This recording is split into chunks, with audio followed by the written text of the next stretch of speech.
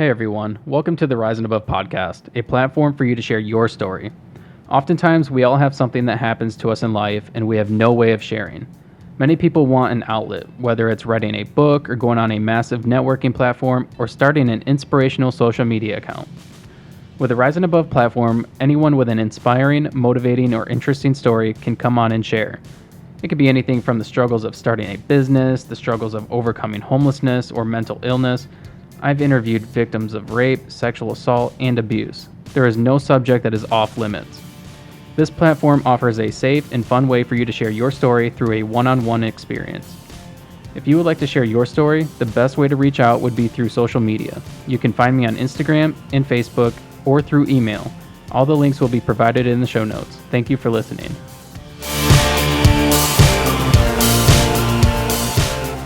All right, welcome to the Rise and Above podcast. My name is David Hess, and today I have, my voice is cracking. Today I have Autumn Hopkins with me. She is a local artist from the Lansing area. So with that being said, Autumn, how are you doing today? Good, I'm doing good. I'm happy to be here and talking to you guys, so I'm excited. Absolutely, thank you for coming. Mm-hmm. First off, awesome name. My daughter's name is Autumn. Oh, yay. Okay, awesome. That makes me happy. So tell me a little bit about yourself. Are you from the Lansing area? Were you born and raised here? Yeah, so born and raised Lansing, Michigan. I went to Pleasant View, Pettingill, Eastern, and now go to MSU. So I try to stay within the area, and I'm really close to my family, so it's really hard to leave. And plus, I like it here, so I'm going to stay. Oh, awesome. So what are you studying at MSU? Studio art, so fine art. I'm getting a Bachelor of Fine Arts at MSU. It's a lot of different terms they have for it, but yeah. So what's your long-term goals with that? I went there because I got tuition paid for MSU. I was gonna go to LCC because I grew up from an underprivileged family, and so college wasn't quite an option per se. It was a dream and hope, but wasn't quite an option. So I applied just for fun. It turns out I got in, and not only that, but they paid for most of my tuition. So I decided to go to MSU and do something I love since I was able to do that. And I wasn't sure quite what I was going to do with it, but I knew that I just wanted to do art. So really, I took that time to explore what I was into, what I liked, and how I felt about it. And then freshman year, I also decided to start a business. What business? Orally Gallery. It's named after my grandma who passed away in 2016, which is when I started going to college. Okay. It kind of boosted me to do something further with my art career and figure that out. I wasn't sure if that was going to be my destiny yet, but as I went through MSU and got more practice and met people and felt more comfortable, I grew it further and further. So now it's a actual business. I got my LLC back in January, and so I'm doing the whole thing, and I'm super excited. And I also graduate MSU in a month exactly. So Wow. Well, yeah. Congratulations on that. Thank you. What is the art business? The oral art? Is that what you said? It's Orally, so Orally. Yeah, Okay. Aurelee. Yep. Okay. It's mostly started with just me making painting and selling it at like vendor events. And now it's like I make earrings, prints. I still do paintings. I do a lot of like craft items, but are accessible for the public. So it's like having art in your home and making it affordable, but also still having that fine art part of it too. So it's a mixture of things. I'm even trying to see if I can get into rug making. Like it's all over the place, but it's just Wow. any creativity that like I'm feeling goes into that business, and then I just hope that everyone loves what I love and buy my art. So Well, I would think that if you put time and effort and love into what you do, somebody will love it and buy it. yeah. Do you have a storefront? I do not have a storefront. That's something in the future that I would like to do, but right now my goal is to get it into stores. I do have an online store on my website, Okay. and I'm thinking about potentially creating an Etsy too and just like spreading it wherever I can. So that portion is the business portion is starting to get a little bit more. I need to figure out how to make it more accessible, not just at vendor events or just my website, but like more places. So that's my goal now that I'm about to graduate. So How are you managing that business while doing school at the same time? it's iffy. So I have ADHD, so it's even worse, and I don't take any medication for it. So going through school and also trying to do that with also family stuff and just everything else that life can throw at you, it's been like hard and a little bit rocky. But within the past year, I think the pandemic really helped me like snap myself together and be like, okay, we need to figure this out now that I have time to think about it. And ever since then, I've been pushing that just as much as everything else and focusing my goals differently. And since then, it's been a lot better. But now that school's going to be over, that's going to be my main focus and my main goal. So hopefully, I can push it farther. Now, for art, isn't one of the like two of the prime locations for like an artist, isn't it like New York City and Chicago? Why would you choose Lansing, Michigan? Obviously, you're from here, but why would you want to stay here to do art? Well, I was going to. Well, in college, they kind of push you to like potentially go to different galleries within internationally, nationally, and like do other things outside of where we're going to school. But I really kind of wanted to see what I could do here locally because I love my family, and at the same time I've seen the arts grow within the area because when I was a kid there was like not really much going on when it came to that, so I was worried. I was like, I'm gonna have to move to like New York, Chicago, somewhere different. But lately, within the past few years, I've seen it like blossom, and I know there's a lot more opportunity here. I feel like I could still work through here and still have some of my stuff nationally, but focus my home here in Lansing and still be able to do what I want and be successful. So I love this place, and I feel like a lot of us have been grilled, especially me, I've been grilled that like the only place to find opportunity is going to be outside of Lansing or outside of the area. Right. Which is kind of sad to think about. It is so sad. Then I looked at that, I'm like, wait, that doesn't have to be the case. So now that I've talked to other people within my high schools or in my community and try to like keep it central. They're doing this podcast. I've met a lot of people that do art. I've had some Casey Ann. I'm sure you guys know. She was on the podcast, and she's a local artist. But there's so many different people that do art.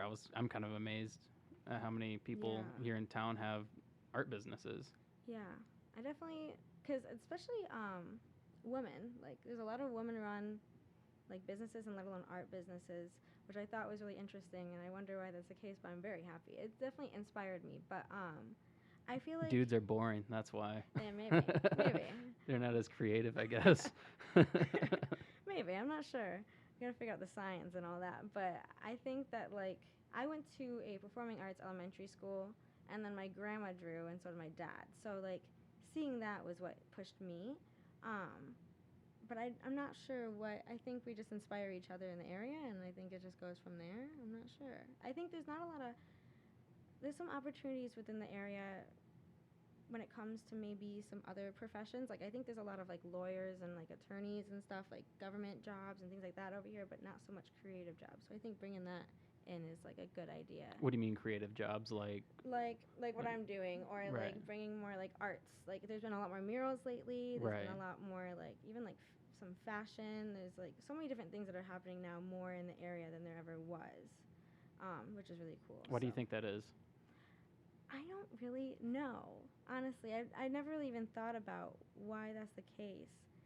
I feel like within my friend group, we push each other to be creative, and like whenever someone's saying that like, oh, I like to draw and I would like to do something like that, like I'm like, do it then. So like maybe it's like we're each like telling each other to like do stuff more with like our passions.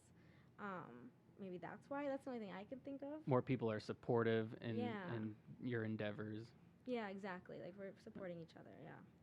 We were driving the other day behind or underneath the overpass in Frandor, and there's like a bunch of it's painted and there's lights and stuff. And my kids are like, "Why is that like that?" And I'm like, "Because it makes it look cool. It's unique." Yeah. Do you want a boring pavement? Like, I don't know. Now, do you get a lot of pushback from you wanting to go to college to get an art degree? Because a lot of people, I'm sure, are like, "Well, why would you go to college for that?" Yeah, my family themselves, because a lot of them didn't end up either finishing high school or college, I think they were just excited for me to do something, and the fact that it was paid for was even more like, okay, yeah, go ahead, do what you want. So I never really got a lot of pushback from my family. They all like were willing to be there for me no matter what.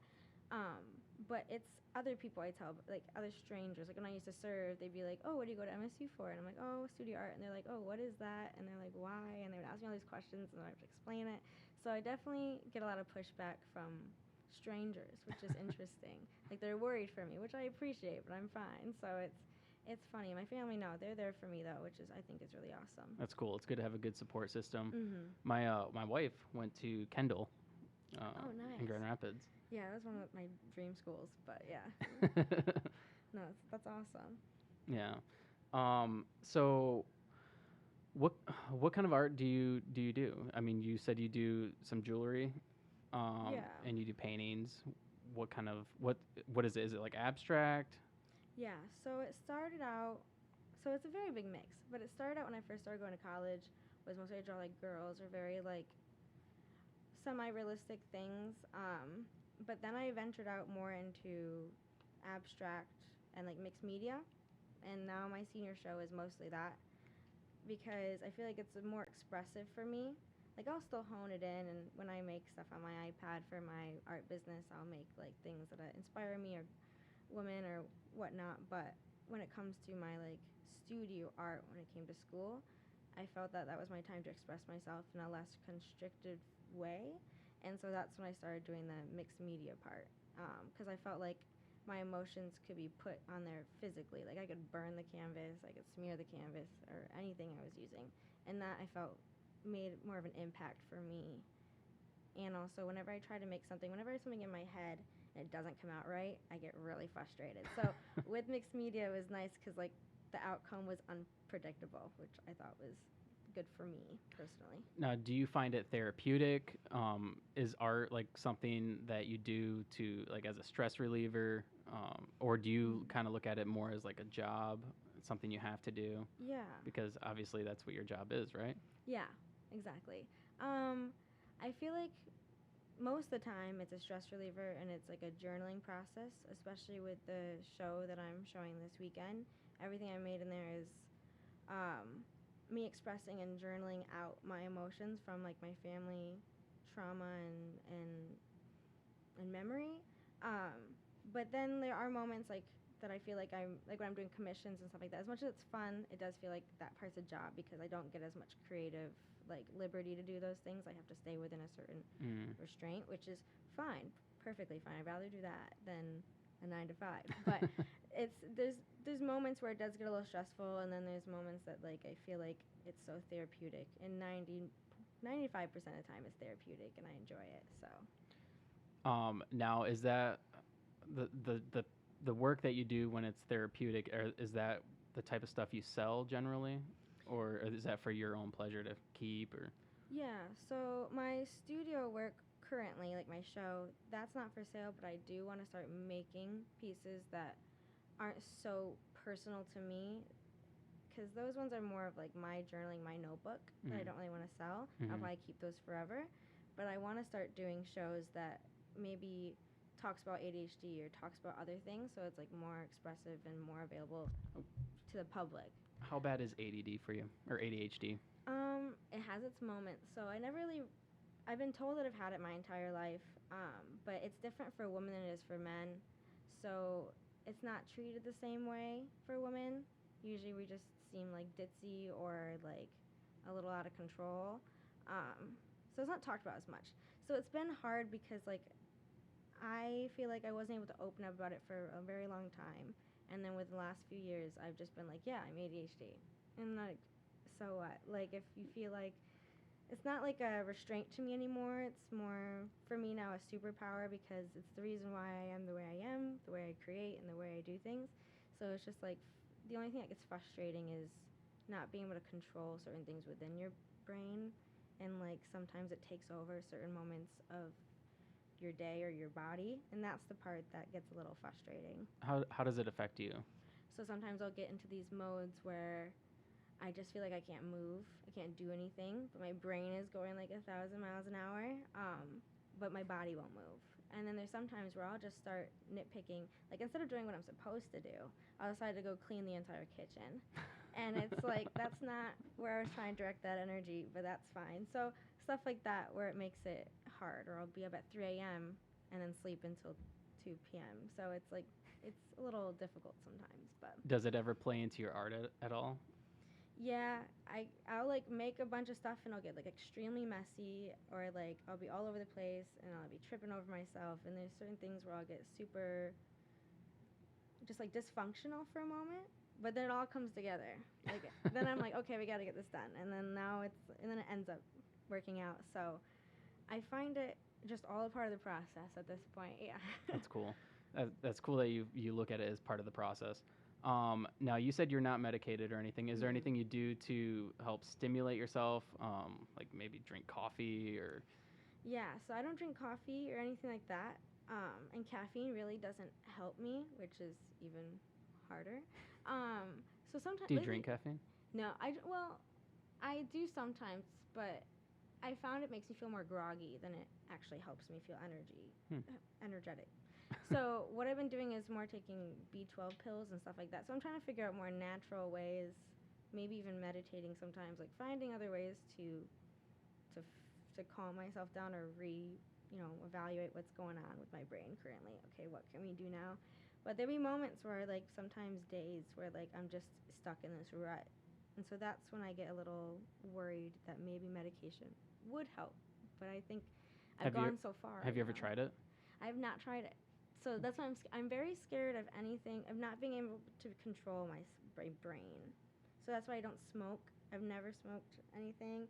I barely drink because I'm so worried about being in control of what's going on with myself. So that's the only thing I worry about is if I take medication, will it change me? And so. Have you ever tried like working out, like do a vigorous workout when you feel that way? No, so I hate working out. I do not like it.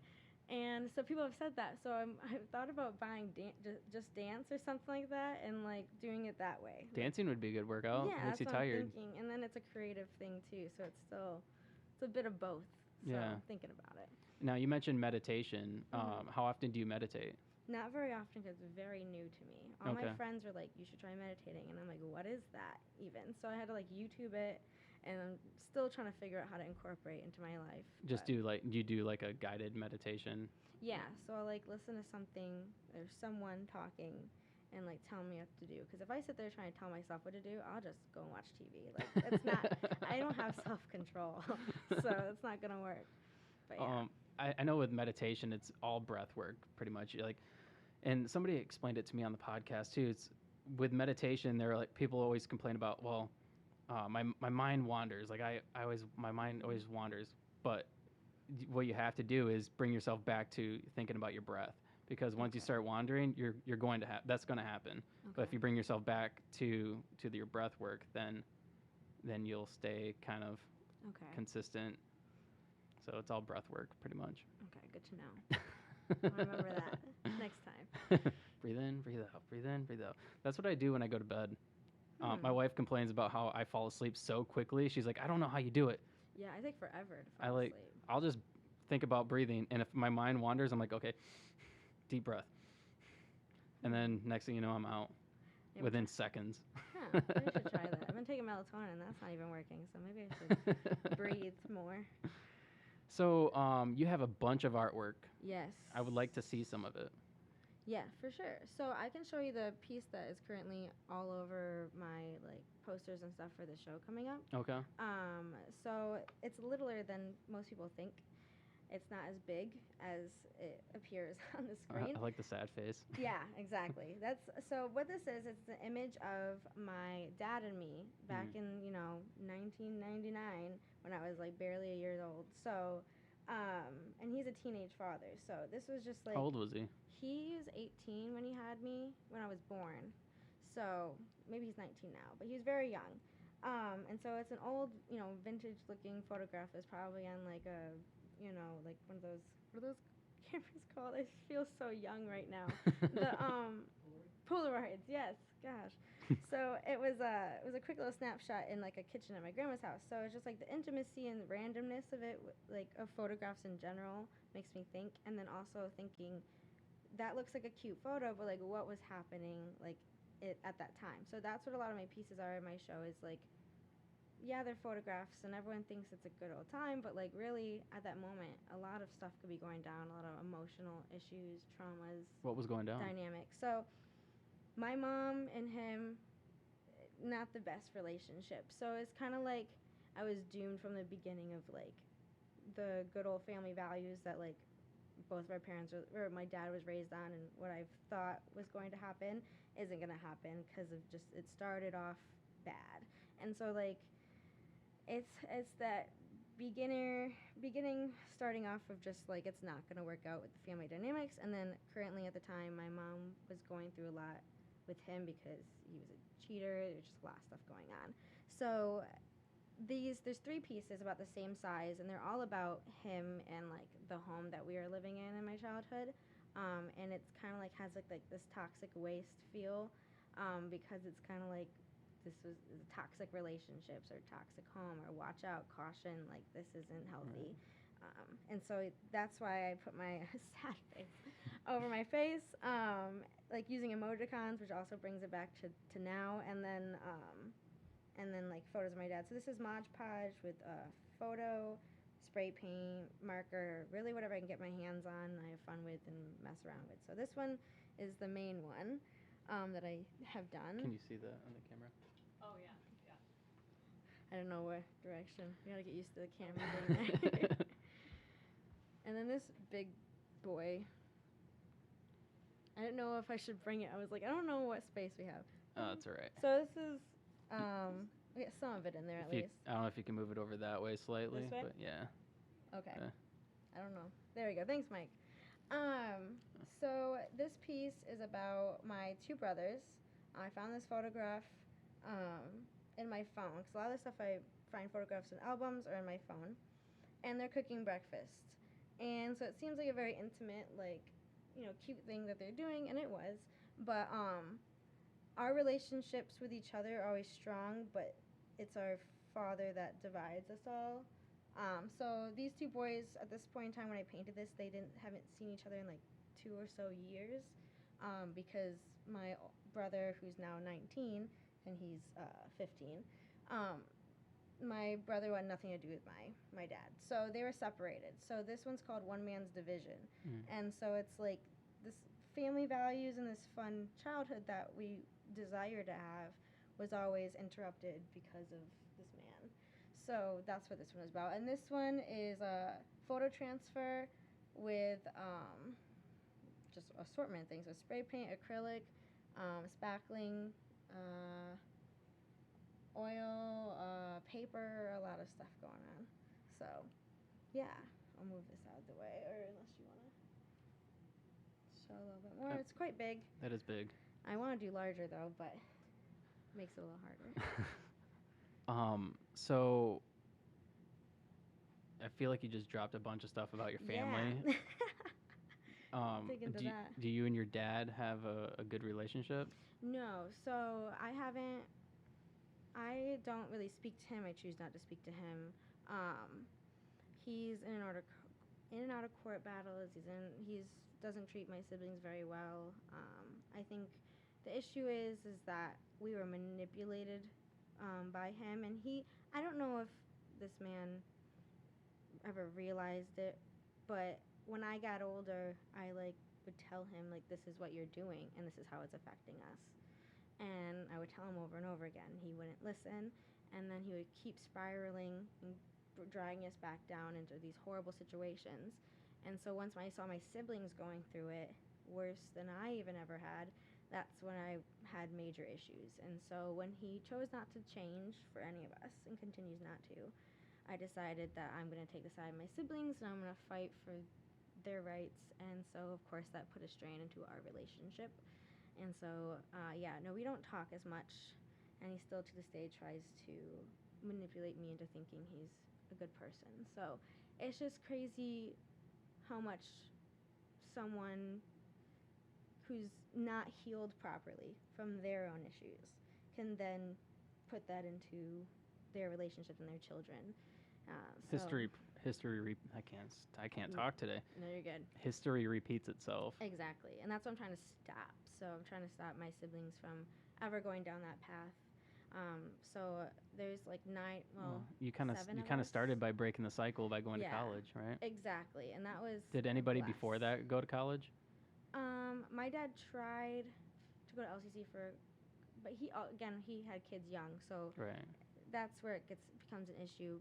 But on his side, his dad did and his sister did. But on my mom's side, like no one went to college, barely even graduated high school. So it was a good thing for me to show them that I went and I did it, because I thought about quitting many times because I'm like, it just gets so hard. And then when you do have ADHD, and I never told the university about it, so I never got like those like help or yeah, whatever. because I was like, no, I can do it. I'm the same as these people. So yeah, that was a mistake. But I like pushed myself to graduate.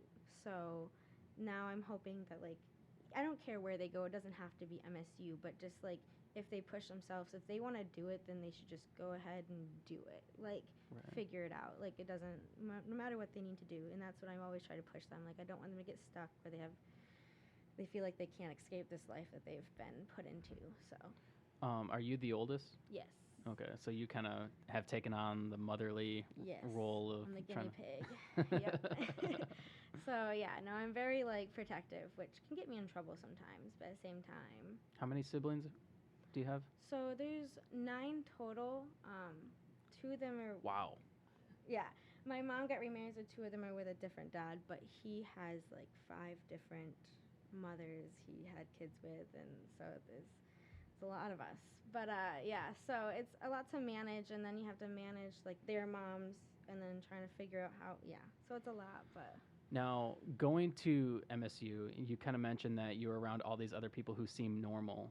Yeah. Do you ever feel like you're the only one, or maybe you're not really surrounded by other people with a background like you? Yeah, I felt like it was definitely because a lot of them would have money to buy supplies or do all these things. There's a few of them that maybe didn't speak about their issues, but I feel like they maybe have been going through similar issues. It just wasn't talked about much. There was definitely some distance between certain people, and it was kind of cliquey, and it was just a lot going on. So I usually just kept to myself for the most part, because I was worried about people thinking I was weird or thinking I was, hot mess or something like that. So, but in the art department, it's different because you do get a variety of people, and then the professors are very understanding because they do think about that emotional level and like deeper level versus other courses like my main ones like science, math, all that stuff. Mm-hmm. I just felt like I couldn't connect with anyone because everyone just seemed so distant from me and like their lives or their worlds. I wanted to party or go to frats or sororities, and everybody came from a good background. Mommy and daddy have really good jobs, and they don't have to work to go to college, and they're just chilling there, not taking anything seriously, and I'm just like, you have to work for it. Yeah, exactly. So that's the part that got a little tricky. But I think if I would have been more open about myself and more things, I feel like that would have been different. But I think I closed myself off so much from everyone that I never really gave it a try. So yeah. Yeah, that makes sense. Yeah. So it's a little bit of both. It's my fault, and also people annoy me sometimes. I'm going to be honest. You're crammed together. Ella, what are you doing up there? There's a cat. Love that. I have 2 of them, and one of them hates my guts, and he comes out, like, sometimes he'll come in here and just meow really loud. And I'm like, you're doing this on purpose. You're doing this on purpose because you hate me. Yep. She's a cool cat, so. All right, sweet. What's up? Now, do you have any other artwork with you? Yeah, so I have like my prints and earrings that I brought in. So within the past year or so, I've decided to get more into prints and earrings because I feel like it brings it more accessible to people, and also people love to wear earrings. I love to wear earrings, so I thought, that would be a good plus to the business. It's actually been my moneymaker lately, really? So I'm actually very happy I got into it. Yeah, at the art feast that I just went to this Saturday. Thank you. That's a cool box. Thank you. You make that? Yeah, it was actually for my fiance, and then I stole it back. So it's fine. He lets it happen. So yeah, I also do wood burning, so that's what that is. That's cool. So yeah. So you just take a blowtorch and. Yeah, so I have this little torch from the dollar store, and I just like go like this. Oh, cool. Hands get tired and hot after a while, though. It starts to smell real fumey, but it's fine. So yeah, so I make an assortment of earrings, and they're all from like polymer clay. And the designs I go for are designs that I would wear. So I just hope everyone else will wear them too, and so far that's been the case. So I guess they have good taste. Cool.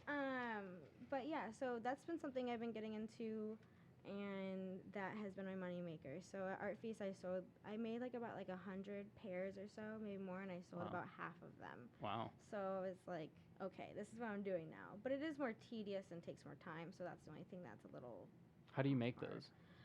So polymer clay, you bake it in the oven. So first you mold, design what you want to do in the colors, and you kind of like cut it out like, cookie cutters and Okay. do all that. And then you bake it in the oven, and then after that you sand it, and you assemble it, and you polish it, and you do all that stuff. Paint it, whatnot. Yeah, whatever you're feeling, and then attach it to any sort of gems or attachments that you want to add to it. So at first, I did this during the pandemic, and so I bought all the supplies for it, and then I was like, I spent all this money, and I don't even know if I'm gonna sell any. And then now I'm starting to get into it, and it's going well now. A lot of trial and error. Is that on your website as well? So that's the thing that I want to start getting into is getting more focused on taking pictures of products and selling them online. When school was happening, whenever I had free time, I would go straight into school because with ADHD, I need more time to focus on it. I couldn't manage multiple things at once if my brain would go crazy. So, but now that I have a little bit more time and the seasons are starting to come, so vendor events are not going to be as likely. I'm going to try focusing on getting it online and in other stores. So that's my goal for the next few months to figure out. But there are some on my website. Otherwise, I'm very active on social media. Okay. So if you just message me anything that you see that I've posted, I can give you details on it. Are you gonna do like custom orders? Like if somebody wanted like rainbows or something, would you do a Yeah. custom order? Yeah, I would do a custom order. I'm very open to those things as long as it's not like a super crazy complicated when I'm not. I'll be very honest. So I'll tell them like, hey, I am busy, so it's gonna take me a little bit, but I can do that. Or it can be like that's out of my budget at the time. Like I'm very honest with everyone that comes up and asks me, but for the most part, 99.9% of the time, I'm gonna take a commission because I just like to make things. So Right. What's the average price for one of those? So One of those pair of earrings. yeah, so the most expensive is like I think like $24, and the cheapest, which are like studs, are like Okay. as low as like $4. Okay. So they're pretty affordable because I make them in batches. The only thing that takes me the longest are maybe the ones that have a little bit more of like a design aspect to them than a more simple design. So I try to base it based on that and what it all comes with and be pretty fair with my prices because I want it to be accessible still. Right. So But you also need to make money from it. exactly. So figuring out that medium is the hardest part of the job, honestly. And then one more thing is I have prints. I'm trying to make too much sound. Oh, you're good. So I sell prints as well. I make these, so I draw them out on paper and then I color them in digitally on my iPad. So that makes it so I can change the colors at any point that I want. If I make a mistake, I don't have to trash the whole thing. I can just erase it on my iPad. So that's been something I've been doing that's been making it a lot more efficient and also accessible for whoever I'm making it for. That's cool. And then lately I've been getting my prints from Prints, which is downtown. They're trying to keep it local too, as well as Right. where I'm getting them from. So Now you said you use your iPad to color that in. yes. What application are you using? Procreate. Okay. Now Yeah. do you think that Apple has the best software for art?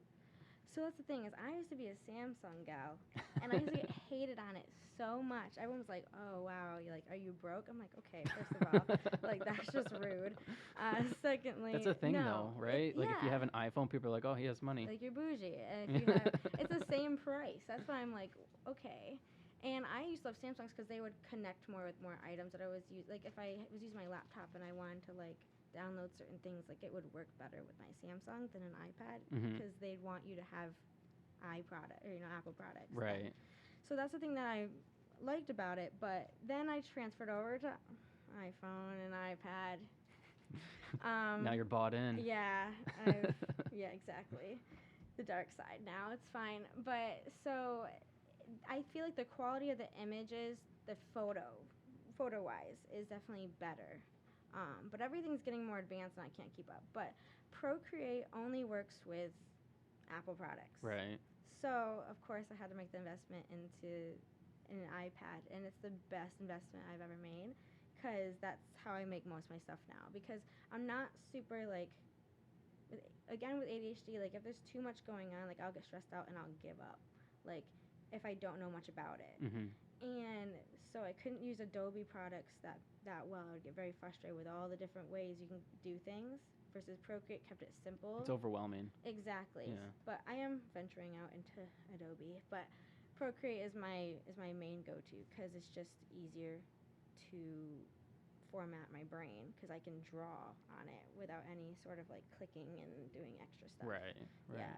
And then is that the sorry? No, you're good. Is that the majority? Like, is that what people in the art industry, art field, are like mainly using as? Yeah, it's actually a good mix. Like a lot of people, especially people who aren't so super like technologically advanced, like they'll get the Procreate app, and then that makes it accessible for a lot of people to create and do things, and you can download it as like a PNG and all that stuff like that. So they make it easier for things like that. And but then you can, like I've made logos, so like I'll make them in Procreate, and if they're clean enough and there's not a lot of colors, then I can then transfer that over to Adobe and then make a vector out of it, and then it cleans it all up. So you can use both. Okay. So that's really nice, yeah. That's cool. Yeah, and then I was just, Mike handed me one more thing. Some stickers I make too. So any of like the digital prints or digital art that I make, I've been trying to also get into stickers, which makes it even more accessible for people because it's like some people would, like don't want to spend $20, $30, $40 on something, and that's totally fine. So like a $6, $5 sticker, they're like, okay, and I can put that on like my iPad or my phone, and then they can bring it with them everywhere they go. So trying to be business savvy and figure out like what I would want from an artist or what I would want locally. And what works. Exactly. So it's all a learning curve, figuring it out. So what is that? It's a sticker, but what is it a picture of? Oh yeah, so this one is of a girl who says, "Don't tell me to smile." So. Oh, you need that. It's a woman thing, you know. So like also battling certain stereotypes and certain like. Is it guys stigmas. saying that though? It's usually, but you'd be surprised. It's like a variety of people that do say it to women, but it is mostly like, you know, a middle-aged dude that's like, "Hey, smile more. You're cuter that way." And I'm like, thanks, that's fine. So stuff like that, like maybe I've heard, but I know that a lot of women have heard too over time. Because another issue I have is like being a woman in the artist industry is hard because there's a lot of us, but we don't get the same respect as men, especially in the fine arts portion of it. Yeah, they actually get paid like a lot more than women do. Really? Yeah. So like the highest paid male artist, Jeff Koons, he made like almost like $1 billion on a piece, which is a statue. Which first of all, he didn't even make. Other artists he makes it. Wow. And he doesn't put their names on it. So it's his because it was his idea. Do they get any money for it other than him paying? Yeah, but that's about it. Like they maybe can say that they worked with Jeff Koons and that they helped work that piece, but no one's really gonna know unless they like say it. So that's the thing that sucks. So, but then there's Jenny Saville who makes like these awesome paintings that she does all by herself. They're about like body dysmorphia and like women bodies, and so like it'll be like manipulated and like into like these like just very like emotional paintings, and she got paid like maybe like a quarter or less of what he got for that statue. And those are like the not even, I want to say like 15% of what he got paid for his biggest piece. And those are the highest paid living artists. That doesn't include deceased artists like, you know, Van Gogh and stuff like that. That's even a same big gap. So it's a huge issue, even in like gallery settings where they like auction the work, or gallery settings, it's always like they make the most money versus the women do, and even worse for women of color. So it's like pretty bad in the art industry. That's crazy. I didn't know that. Yeah. Were you aware of that? No. I mean, sort of, yeah. So her favorite artist is Georgia O'Keefe. Yeah. And we actually took a trip to New Mexico and seen her house and her ranch and everything. Oh wow. That's and awesome. that was really cool. I'm not really like, I wasn't really a fan of her. I mean, I'm not a fan of her. Like, right. You know, but by going and seeing all that, I could definitely appreciate everything she's done. And it was Exactly. actually pretty cool because the place that she had her house, she paid for running water for like the village. Oh wow. Yeah, where she lives. That's Yeah, it's pretty crazy. cool. That's awesome. I didn't know that. Yeah. The thing is, I wish I was better at art history because each artist has like a story and has like a background. Especially like so many women artists that took so long to get where they have, to get appreciated, get respected, and it's not talked about as much. So yeah, no, she's definitely a legend. I think she is the highest paid woman deceased artist. Really? Or she wasn't. She's not paid now. Right, but, right. She was. Her work has been sold for high amounts, but it's still. I think it's a Picasso or Van Gogh or one of those names that is like the highest for a man. And again, she's only like 10 to 15% of what that sold for. So stuff like that is just they put the thing that frustrates me is they put the same energy and effort and time and emotion into these works, if not more than the other, but yet it doesn't get reciprocated the same. Mm-hmm. So that's the thing that's hard. But yeah. Now, men have they kind of have like a different style, right? They can Yeah. like I don't really see like a man painting something like what George O'Keefe would paint. Especially during at the time. Right. It was definitely different in certain ways. Landscape was for everyone. I feel like women and men did that. But when it came to other aspects, it was definitely different, like what they would paint, what they would go for painting. Yeah. So, yeah. Who's your favorite paint or artist? Oof. I don't really know if I have one because growing up, like I would like the basics, like Van Gogh and stuff. And as much as Van Gogh's great, love him, but I've been trying to branch out to more just like, because Instagram is my biggest platform. So like I find a bunch of artists on there that I love, and I can't think of any names right now because I'm totally blanking. My brain is going awry. Let's do this. Who's your favorite deceased artist? Oof. You're gonna do this to me. Oh God.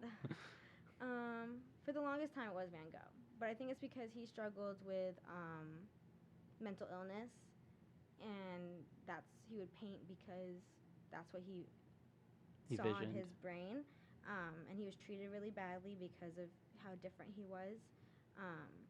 That's someone I related to for a while there because I felt similar, maybe not as intensely, but like similar in his journey of like feeling different or seeing things differently. And the fact that he was so bold to paint those things at that time and not really care what people said or thought, I thought was interesting.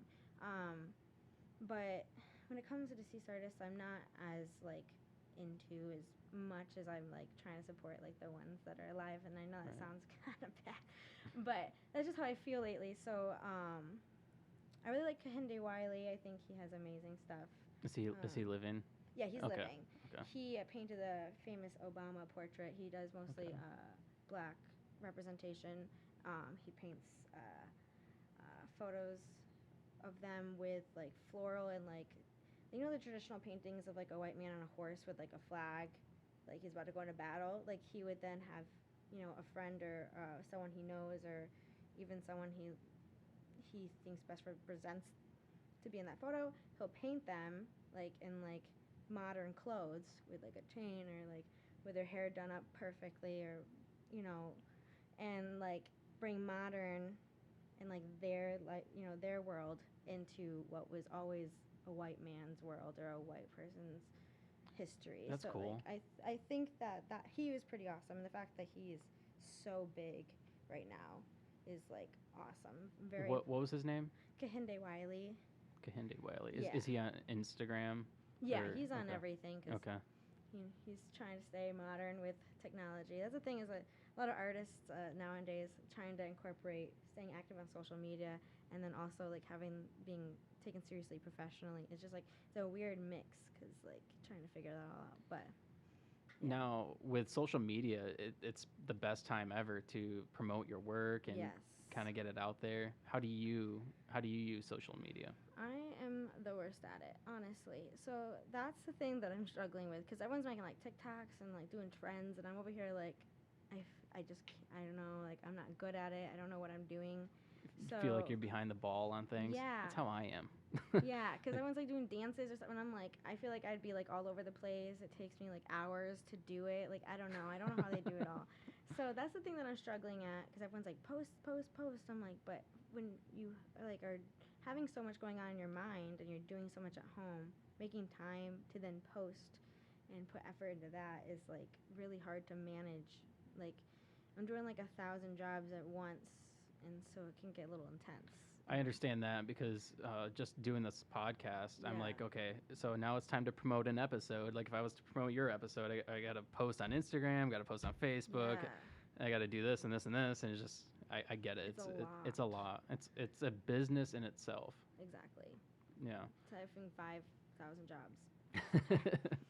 Now, real quick, you might have to jump in on this conversation, but what's the deal with these invisible statues or artwork that's selling for like millions of dollars? I heard something about that. You guys don't know anything about it?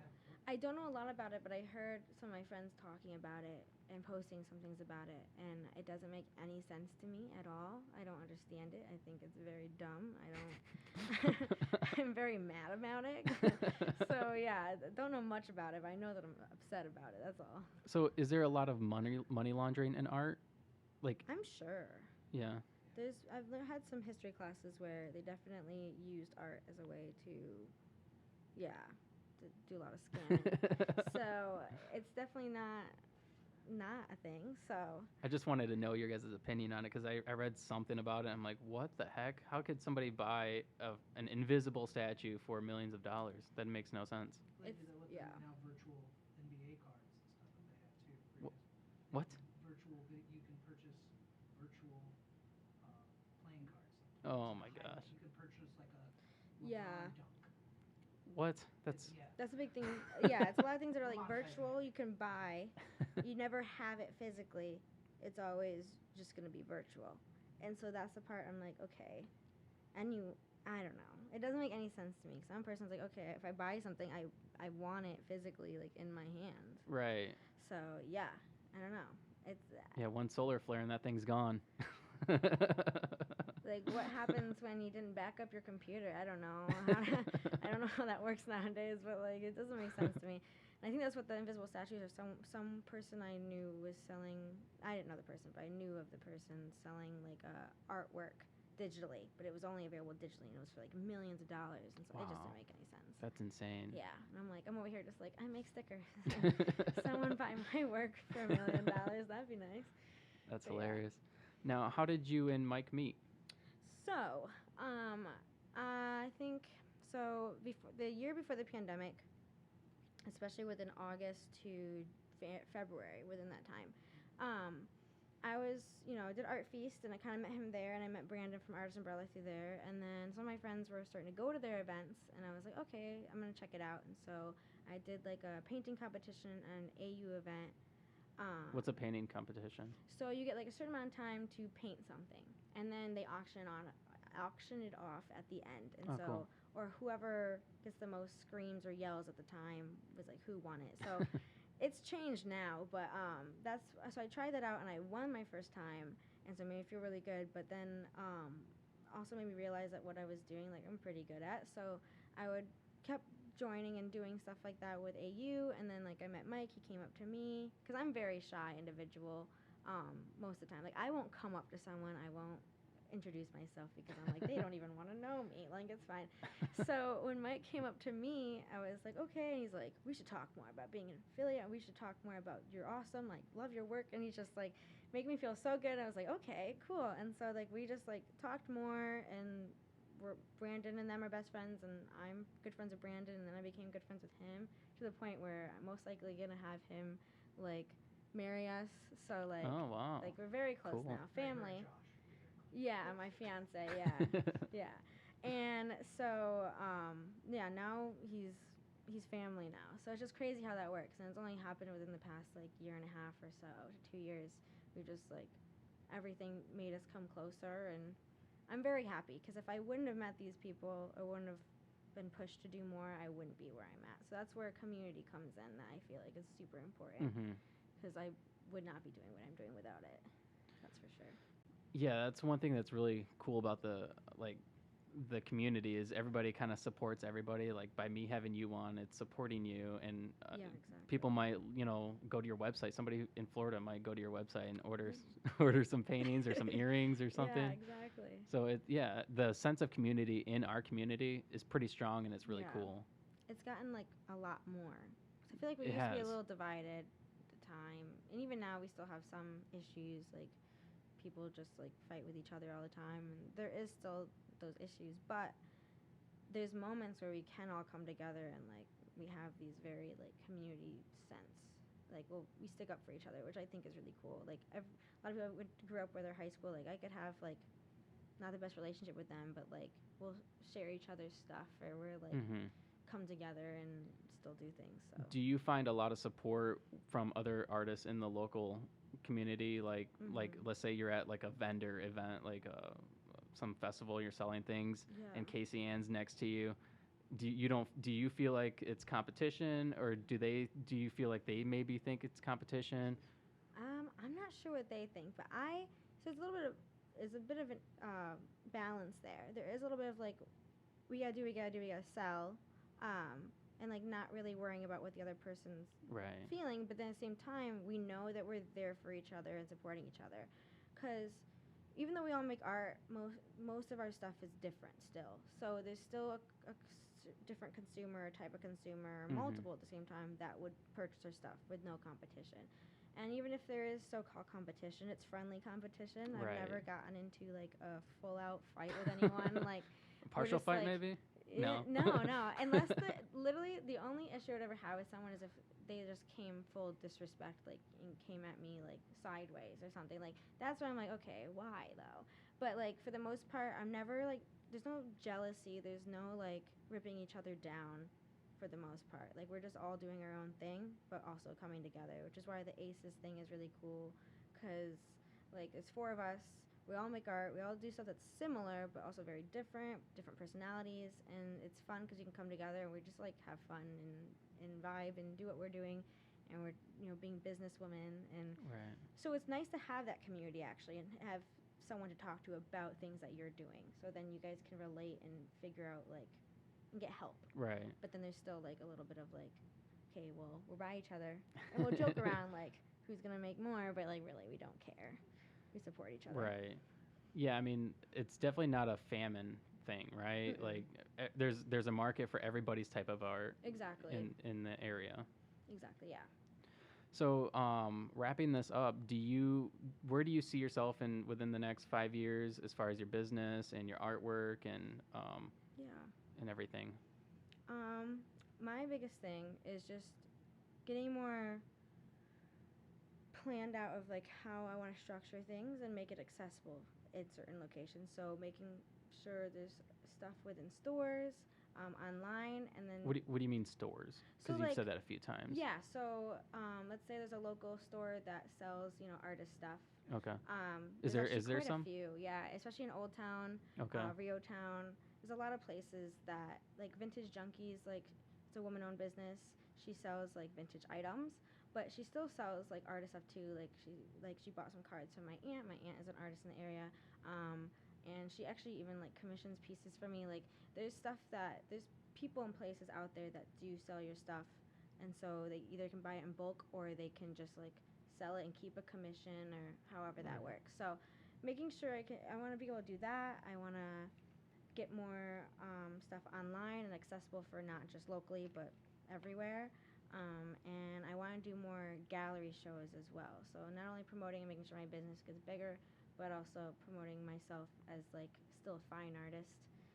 Because I want to submit to the holiday show that the Lansing Art Gallery is doing this season, like stuff like that. Like just get myself out there more and more and more. And also I want to give back to my community, so I want to get involved in elementary schools and kids to show them that art is like a career and like you can do your passions and be creative. You don't have to get like that 9-to-5 job if you don't want to, and just like bringing it back home, because I would have liked that as a kid. I would have liked someone to come to my school and show me that's possible. So I want to do like 1,000 different things, but I just want to just give back and do more essentially. So Yeah, that's again one thing that's powerful about the internet is you don't have to go to Chicago, you don't have to go to New York City to do these things. Exactly. You can stay right here where you're from because you want to, and do it from home.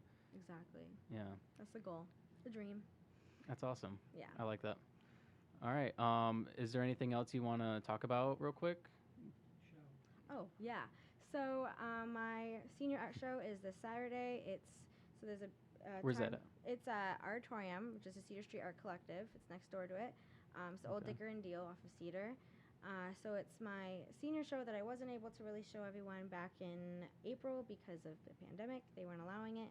So I'm bringing it to the auditorium. There's a reception from 5:30 to 7. 5 to 7:30. I keep getting the 30s mixed up. 5 to 7:30. There's gonna be, just like appetizers, sign prints, and then I'll talk a little bit. But it's just gonna be kind of like a mingling time. But there's also a time from 12 to 3:30. Got it right. That is open to the public for people to see. That's free access. So How do I feel that Mike was drilling you on the way here?